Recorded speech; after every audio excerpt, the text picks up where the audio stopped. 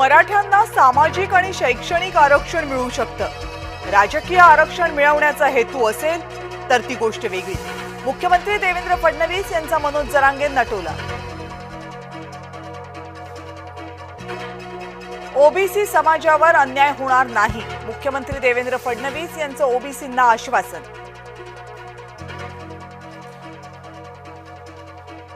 मनोज जरांगेंनी किल्ले शिवनेरीवर घेतलं दर्शन, किल्ले शिवनेरीची माती कपाळावर लावली। जरांगेंची जुन्नरमध्येही झाली जाहीर सभा।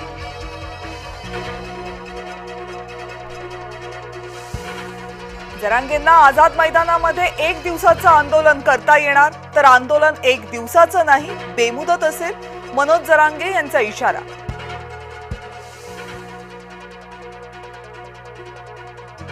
सरकारकडून मनोज जरांगेंची समजूत काढण्याचे प्रयत्न, विखे पाटील, उदय सामंत जरांगेंशी चर्चा करण्याची शक्यता। जरांगेंना मुंबईमध्ये येण्यापासून रोखण्याचे प्रयत्न।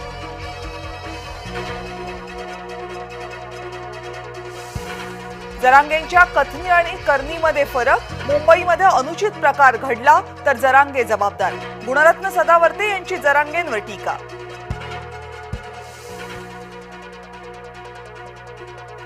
जरांगेंनी आंदोलनाऐवजी सरकारसोबत चर्चा करावी, चर्चेतून तोडगा निघू शकतो, मंत्री दादा भुसेंचं वक्तव्य।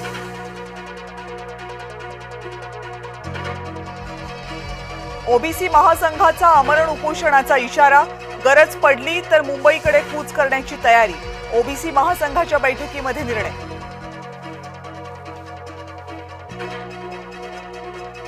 जरांगेंच्या आंदोलनाला भाजपचा बॅनरमधून प्रत्युत्तर, फडणवीसांच्या समर्थनार्थ मुंबईमध्ये भाजपची बॅनरबाजी, इतिहास हा कर्तृत्वाला लक्षात ठेवतो, बॅनरवर उल्लेख।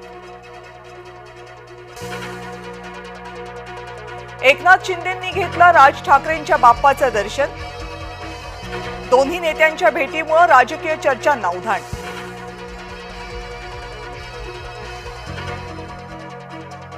राहुल गांधींचा मेंदू चोरीला गेलाय, मुख्यमंत्री देवेंद्र फडणवीस यांची राहुल गांधींवर बोचरी टीका।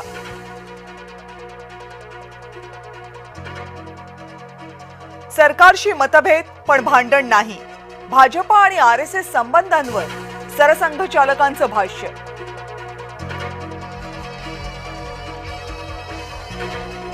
नागपूरमध्ये भाजपची शहर कार्यकारिणी जाहीर, महानगरपालिकेच्या निवडणुकांच्या पार्श्वभूमीवर नियुक्त्या, जुन्या नव्यांचा मेळ घालण्याचा भाजपचा प्रयत्न।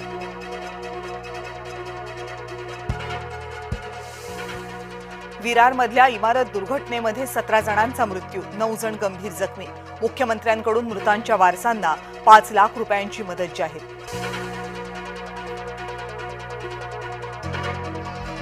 देशासह राज्यात कांद्याचं अतिरिक्त उत्पादन, मागणीच्या तुलनेत पुरवठा जास्त, कांद्याचे दर घसरले, कांदा उत्पादक शेतकरी अडचणीत।